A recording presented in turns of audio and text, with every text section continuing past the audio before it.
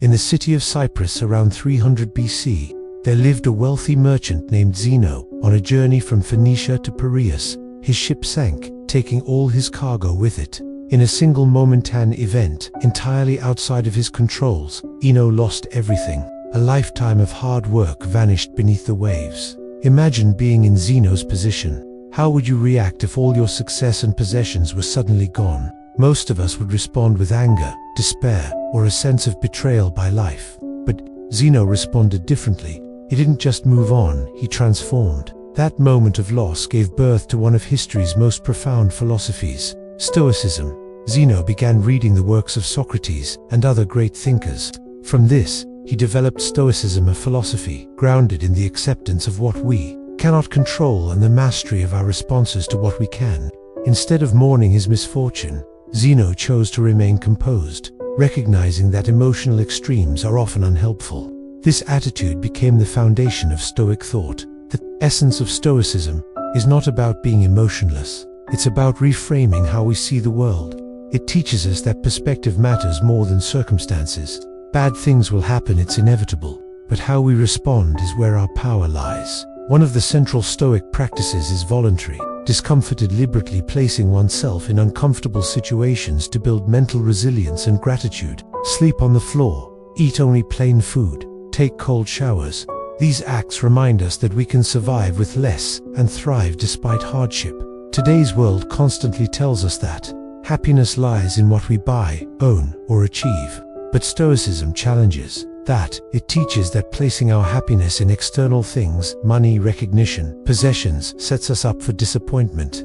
Everything external is unstable. Cars break down, homes are destroyed, relationships end. Even things that are free cost us mental space. True happiness, according to the Stoics, comes from within. We should strive not to impress others or fulfill social expectations, but to live with integrity and self-respect. Stoicism teaches us to focus on what we can control, our effort, our reactions, our values. This is known as the dichotomy of control, arguably the most important Stoic concept. We should not judge ourselves by outcomes we can't influence, but by the choices we make and the effort we give. Consider someone who works hard at their job but doesn't get a promotion. Instead of despairing, a Stoic would recognize that the outcome was never entirely theirs to control. The effort was.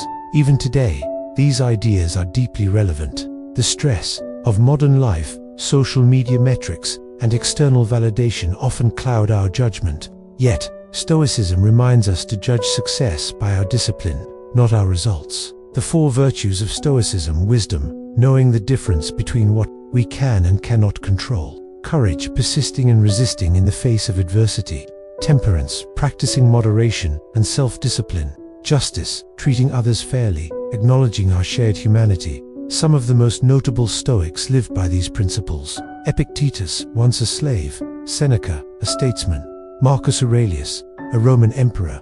They believed Stoicism should be accessible to everyone's slave or emperor, man or woman. The Stoics even coined the word cosmopolitan, meaning citizen of the world, to express their belief in unity and equality.